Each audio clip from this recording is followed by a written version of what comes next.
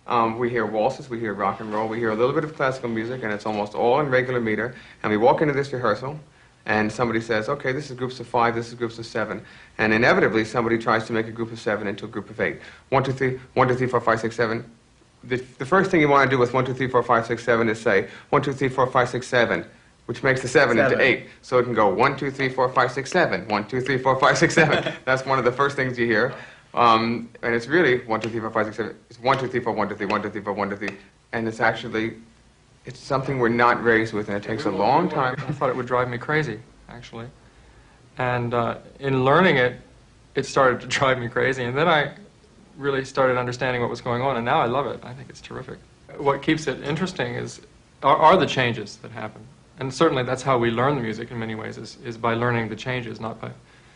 You learn something that's repeated over and over again, it's the same thing, and that's easy to learn, and what's confusing is how it changes. So you learn and structure in your mind how it changes. And I've come to be able to really hear those changes now. Well, I remember going through a period when I first heard this music of tremendous impatience, because it's so different than the music we're used to listening to. It goes, the tonal modulations, the harmonic changes go by so slowly that the first thing I felt was impatience, and the next thing I realized was that if I would slow down and be patient and listen to what was going on, that there is an entirely different world happening there of music. And it does correspond more to, like you said, the passing of a cloud. But it's not typical of a Western kind of American, put the rock and roll song on right now and we'll be satisfied right now and everything will be fine. It corresponds to relaxing and getting ready to listen at you kind of listen at a different speed after a while. I think the experience of hearing Einstein this time around in 1984, one of the things for the audience, it's been much easier for the audience. The piece indeed was truly more radical in 1976, simply because that language was not generally known. Both the visual language, the dramatic language, the theater language, if you will, and the musical language. There was an ability to hear it, not just a willingness, but an ability to perceive it that simply wasn't there before. In fact, in just 10, 15 years, we begin to find a way to listen, to hear, to see, and it becomes simply the language of our time, the theater of our time, the dance of our time.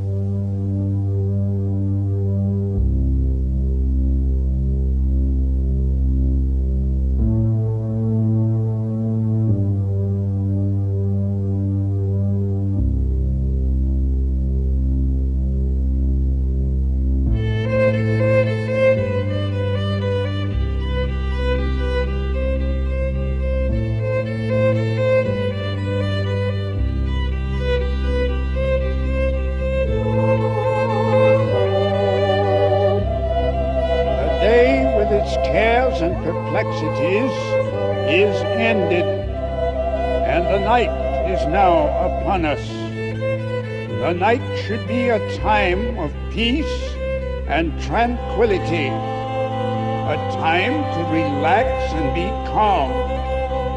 We have need of a soothing story to banish the disturbing thoughts of the day, to set at rest our troubled minds, and put at ease our ruffled spirits. And what sort of story shall we hear? Well, I took the red ball. It will be a familiar story. A story that is so very, very old, and yet it is so new. It is the old story of love. Two lovers sat on a park bench with their bodies touching each other, holding hands. Frequently people ask me what my work is about, and I say I don't know. And I don't think it's a responsibility for an artist to necessarily understand what it is that he does. I talk a lot about the structure and the ideas and how it's put together, but ultimately that's not important to appreciate it. If I see a Balanchine ballet or I see a Japanese garden, I can appreciate it simply because I like it. And I think this piece is like that. Impossible, you say? Yes. And it is just as impossible for me to say how much I love you. My love for you is higher than the heavens, deeper than Hades, broader than the earth. Once more her voice was heard. Kiss me, John, she implored, and placing his arms gently about her, he pressed his lips warmly to hers in fervent osculation. 3. Albert Einstein said, "The most beautiful experience we can have is the mysterious. It is the fundamental emotion which stands at the cradle of true art and true science."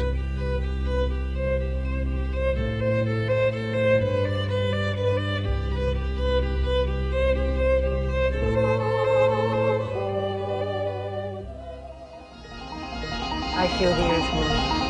Carol King. I feel the earth move. I feel the tumbling down, the tumbling down. I feel some ostriches like into a satchel, some like them. I went to the window and wanted to draw the earth. So when David Cassidy tells you, all of you, to get on going, get going, get going, so this could be like the WABC. Jay Reynolds from midnight to 6 a.m., Harry Harrison from 6 a.m. to 10 p.m., Ron Lundy from 10 p.m. to 2 p.m., Steve O'Brien from 4:30 a.m. to 6 a.m., Steve O'Brien from 4:30 a.m. to 6 a.m., Johnny Donovan from 4:30 a.m. to 6 a.m. I feel the earth move. I feel the tumbling down, the tumbling down. There was a judge who, like, puts in a court, and the judge have, like, what enable jail. But it could be a spanking, or a smack, or a swat, or a hit. This could beware of judges in courts and jails, and who was it? This will be doing the facts of David Cassidy of where, in this case, of feelings. It could make you happy. It could make you sad. It could make you mad. So if you know the facts, so this is like Lucy into a kite. You raced all the way up. This was a race. Now the A-types will be into the pink rink, and this way could be so very magic. This could be like seeing a woman comes out to grab her, and this is what she grabbed her. So this could be if you lie on the ground. So this could be if you feel the earth move or not.